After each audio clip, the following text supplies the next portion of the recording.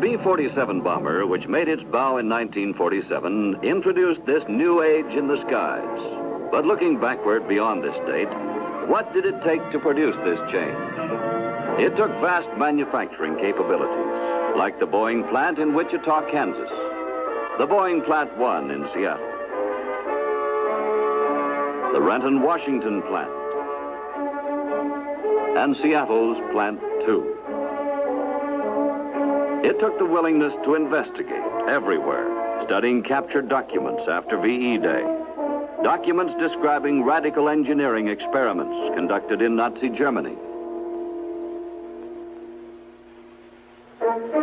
Finally, sweeping back the wings in the search for a design that would stand up under a jet airplane's extremely high speeds. Putting the theory to the test in the wind tunnel, confirming parts of the theory, discovering that the solution to one problem introduced new ones. The wing should be swept back, yes, but how far? Designing and redesigning.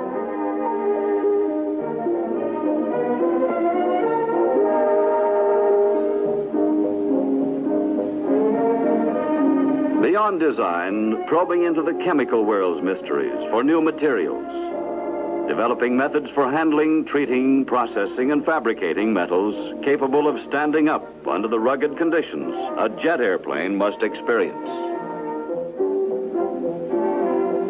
Adding all the investigations into one answer, and back to the wind tunnel for confirmation, by duplicating actual flight conditions and putting the model through its paces.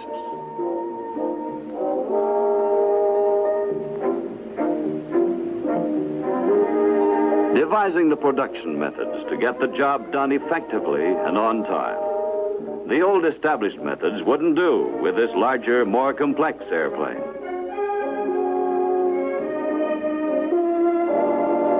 Then securing the jet engines, the proper engines for the big job of flying into the unknown. The B-47, which emerged, is the fastest known medium bomber in the world, the first multi-engine aircraft to exceed 600 miles an hour. The B-47 has won the praise of its pilots, with a majority opinion reading, "She flies and handles more like a fighter than a bomber." Once the 47 proved itself, quantity production was ordered. More than 1,300 have rolled off the assembly line at Boeing's Wichita plant. The Stratojet represents striking force and is constantly on call with the Strategic Air Command in simulated missions. You have second station. Roger. I have it.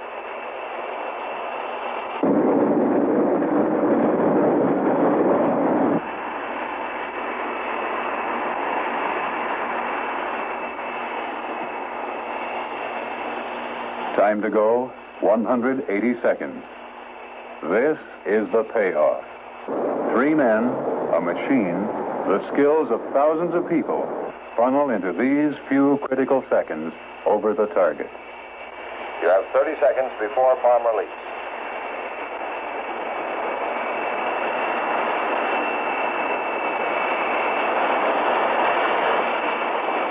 Seconds.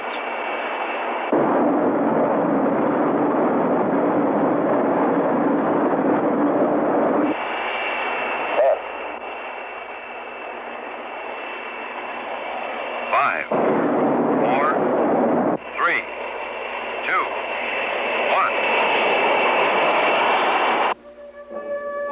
The B-47 daily demonstrates the mobility, the strength of modern jet airplanes, providing a round-trip ticket to potential targets anywhere in the world. Our story begins on the flat prairies of Kansas, the geographical center of the United States. Here, near Wichita, is McConnell Air Force Base. McConnell is known as one of the toughest schools in the Air Training Command. The students of this school are experts, veteran airmen with thousands of hours flying time. Pilots and observers are assigned here for a special purpose. They will learn to fly the Stratojet bomber. In some small measure, this is their story.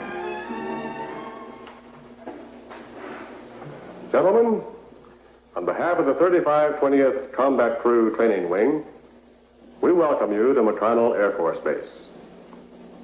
Now, you're here for an intensive training period to qualify you as crew members in the B-47 airplane. Now, to acquaint you with some of the history of the Stratojet, we take you back to 1943, to the dark days of World War II. The B-17, the Flying Fortress, was our mainstay. The Superfort, the B-29, was just starting into production.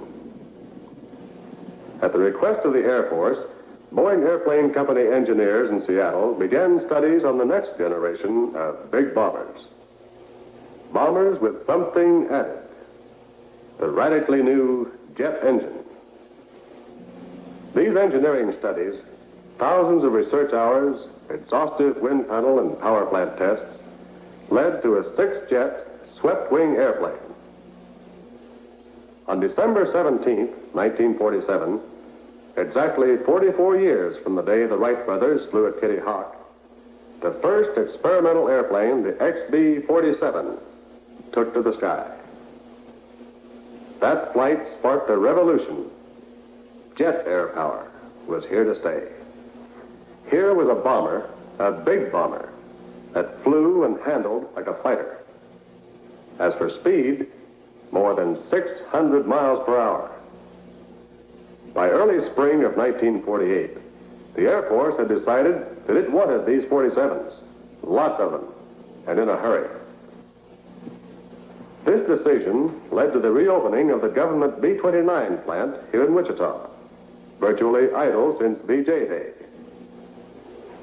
There was a challenge of coordination when hundreds of subcontracting companies from all over the United States joined the Boeing team and began to feed a staggering total of more than 78,000 different items into the B-47 production effort.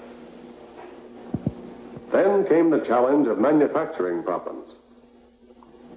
To meet the performance formula of higher, farther, faster took the skills of many. It called for closer manufacturing tolerances than even the aircraft industry was accustomed to handling. It was a bomber that had to function perfectly at more than 7 miles above the Earth's surface. All its components had to operate perfectly in temperature extremes from 120 degrees above zero to 65 degrees below. 2 years later, in March of 1950, the dream came to life. The standard production models began to roll off the line. Know-how had solved the problems. Effort and teamwork had overcome the obstacles. 4 years later, 1,000 Stratojets had been built. In 4 short, busy years, we had 1,000 of these excellent reasons for national security. As distance and endurance records for jet aircraft were tumbled by the 47, a continuous program of development kept the Stratojet series out in front. From the current model was developed a speedy photo reconnaissance job designated as the RB-47 and classed as the world's fastest long-range photo plane. We have touched briefly on speed. Speed takes horsepower. The jet engines designed and built by General Electric are rated in pounds of thrust. The 6 jets on this airplane deliver a total of 36,000 pounds of thrust. That, in simple translation, means power. When you put your hand to the throttles of the 47, you have the equivalent of 375 automobiles of 200 horsepower each, right at your fingertips. Still, under some conditions of extreme weight, or when using very short runways, additional power is needed. The answer comes in one neat package, bottle thrust, 1,000 pounds worth. 33 of these bottles, installed externally in a droppable rack, provide an additional 33,000 pounds of thrust for those critical takeoff conditions and literally boost the Stratojet into the air. For For takeoff, this means that the fully loaded airplane, weighing over 100 tons, and that's a lot of weight, will be airborne and flying in a matter of seconds. To meet the exacting requirements of the Air Force, the flight test program was exhaustive. It is certainly not by chance that this airplane has proven to be the world's fastest and safest operational medium bomber. So, gentlemen, that's the airplane. Now, you'll learn that she flies by teamwork. A combat crew of 3. Aircraft commander, pilot, and observer. Now, you pilots may just as well regard the observer as the blue chip passenger. When you're coming in over the target, it's his baby. When your observer calls for a second station, all this vast program, all this effort, is no better than the observer's skill in those few seconds over the target. Now, your instructors here at McConnell are prepared to qualify you as B-47 combat crew teams. Now, it's up to you.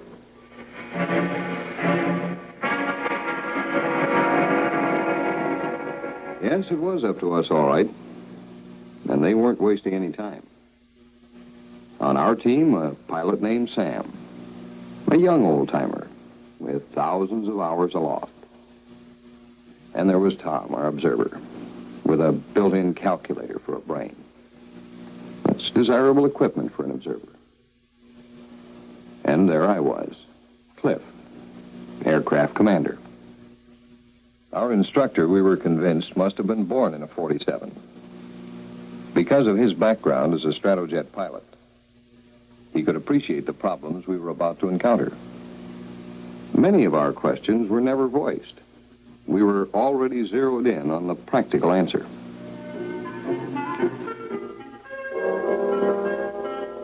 At first, it seemed we were involved in an endless mass of systems and procedures. It didn't seem possible that we could fly this baby with only a crew of 3. It wasn't long before we were beginning to sense the need for close teamwork. Lecture followed lecture, and days became weeks. This was no ordinary airplane. The captain, with charts and mock-ups, really put it across. And a lot of details began to add up. Of course, there were some trifles. 27 miles of electrical wiring, over 1,000 electronic tubes, hydraulics, compressors, accumulators, valves, and gauges without end.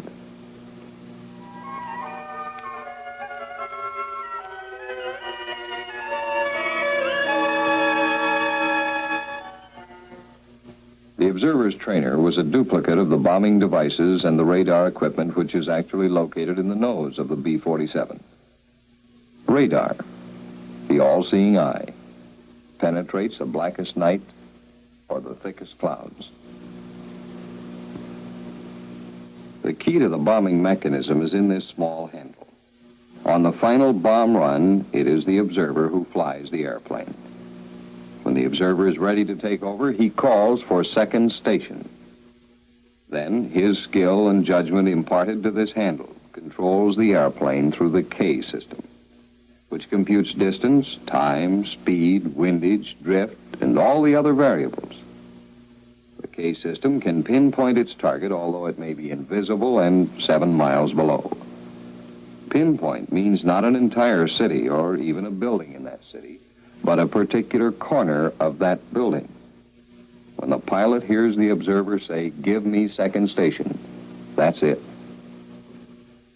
Of course, we became thoroughly acquainted with the airplane.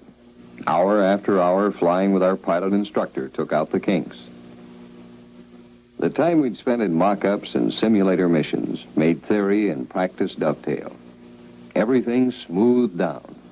We'd sort of forgotten there was to be a day of reckoning.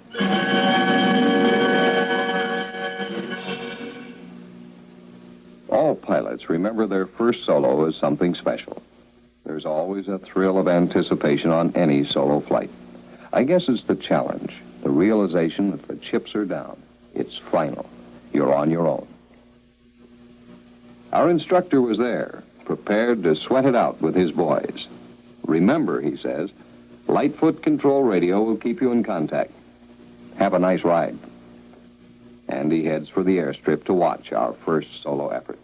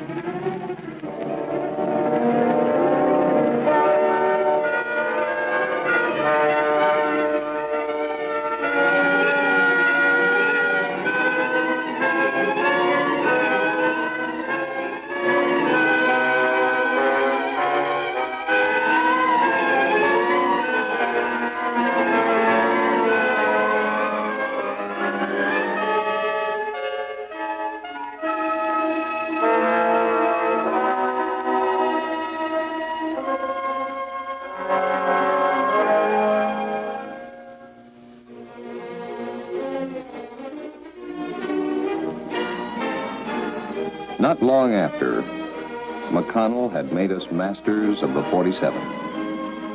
And our tour of duty at the school came to an end. We moved on to a squadron of the Strategic Air Command, a top duty assignment worldwide. We deployed 47s to and from overseas bases in Europe, Africa, and the Far East. Sometimes singly, sometimes in strength. Our training never stopped. It intensified. We were constantly on the alert. Strategic Air Command is vitally concerned with perfection in tactical missions. To achieve and maintain the fine edge of perfection, we fly simulated bombing missions against our own cities. Cities which bear a marked resemblance to other targets. A bombing mission begins in the briefing room, where all the details of your assignment are set before you. To be specific in our case, we were to meet a tanker airplane and refuel in the air at exactly midnight that night, and we were to be over our target at precisely 6 o'clock the next morning. Every time you go on a mission, in fact, every time you fly, you leave some solid citizens behind. They are the ground crew. The ground crew shoulders lots of responsibility for millions of dollars in equipment. But more to the point is their concern with human lives. Their skill and knowledge ride with us. In a jet, things happen fast. It's pretty important to know that everything's right. These are the boys that see to it. Without the ground crew, believe me, there would be no team.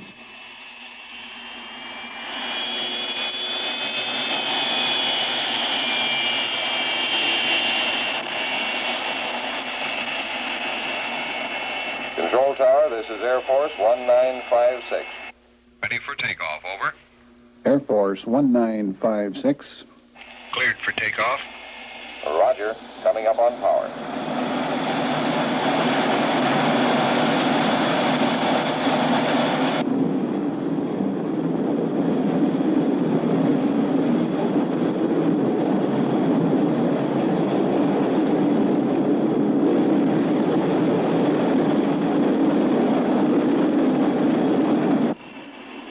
Gear up. Gear coming up.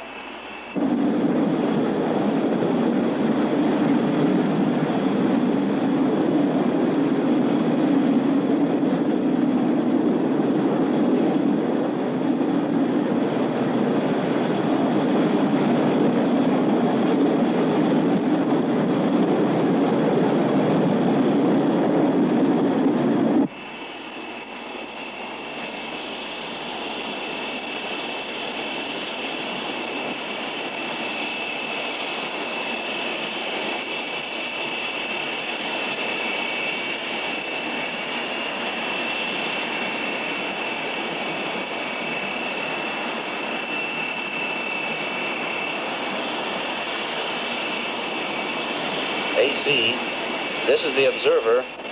Your first heading is 120. Roger, observer. Turning to 120.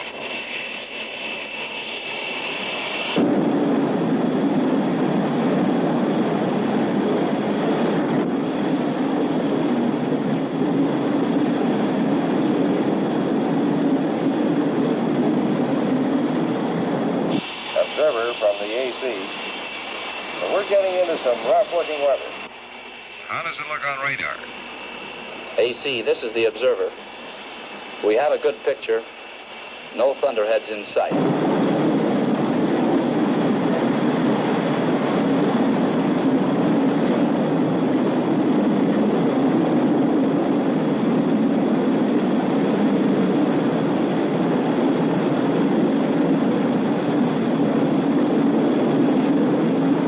Observer from AC. We're breaking through on Tom. And Tom, SCS is not on board. Roger, Cliff.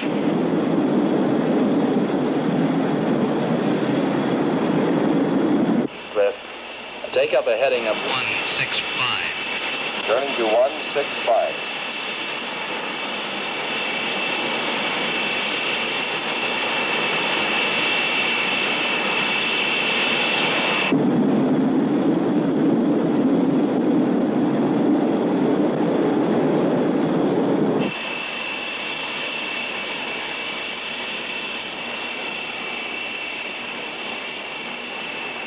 Hour after hour, boring through the thin air of the stratosphere, on into the night, to a pinpoint rendezvous with the refueling airplane.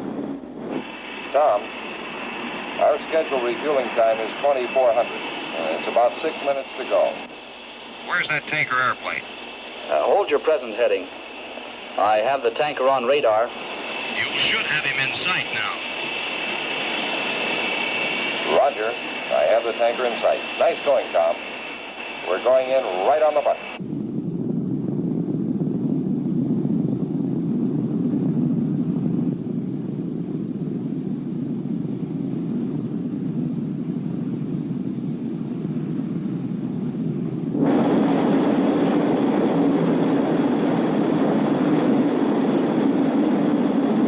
Sam, get set for refueling contact. Roger, Cliff.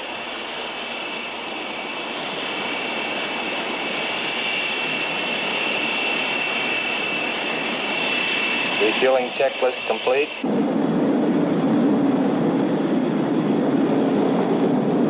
Slipway door open. Get your credit card ready. She's all yours. Okay, Sam. Watch our fuel distribution. I'm ready to contact.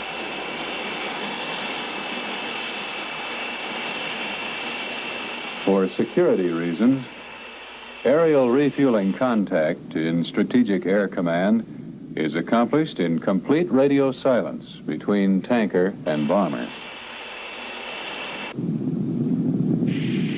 Contact made.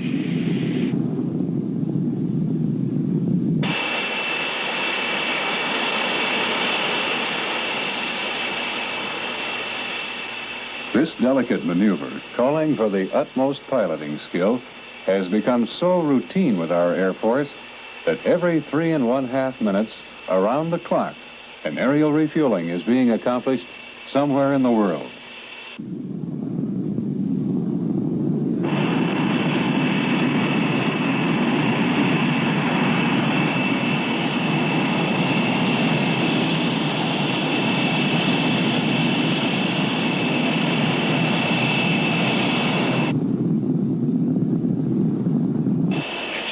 Got our load. Okay, pressure disconnect.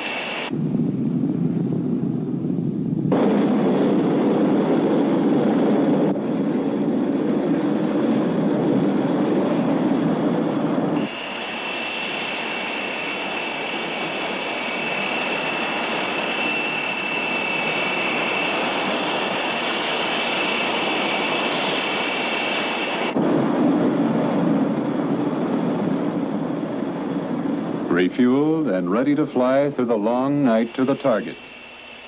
A sleeping city 7 miles below.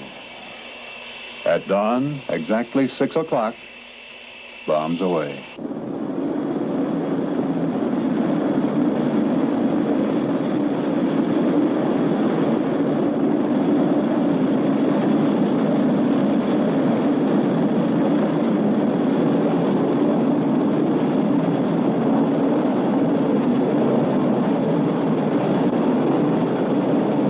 Cliff, we're almost at the initial point.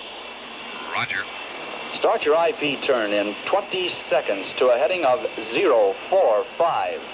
Roger, 20 seconds, turning to 045.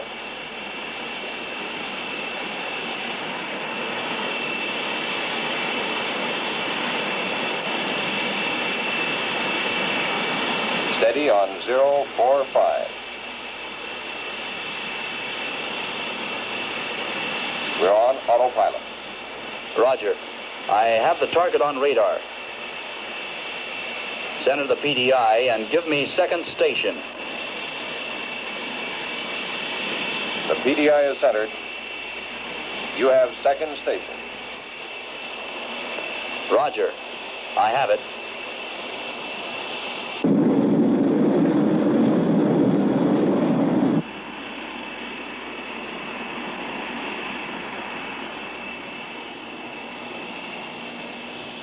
Time to go, 180 seconds. This is the payoff.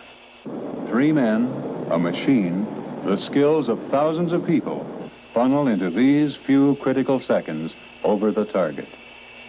You have 30 seconds before bomb release.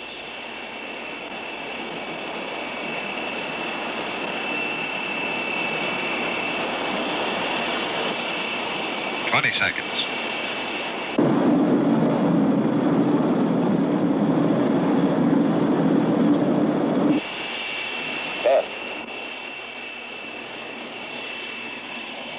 5, 4, 3, 2, 1.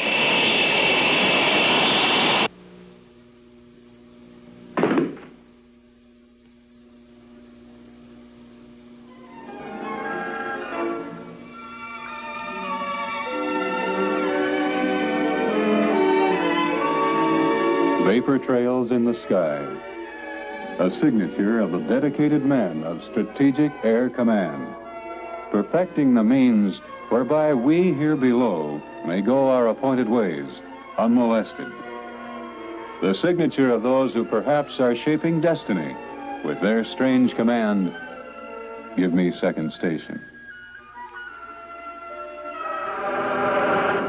In the band, guarding the land, thunder rise here in our hand, when the air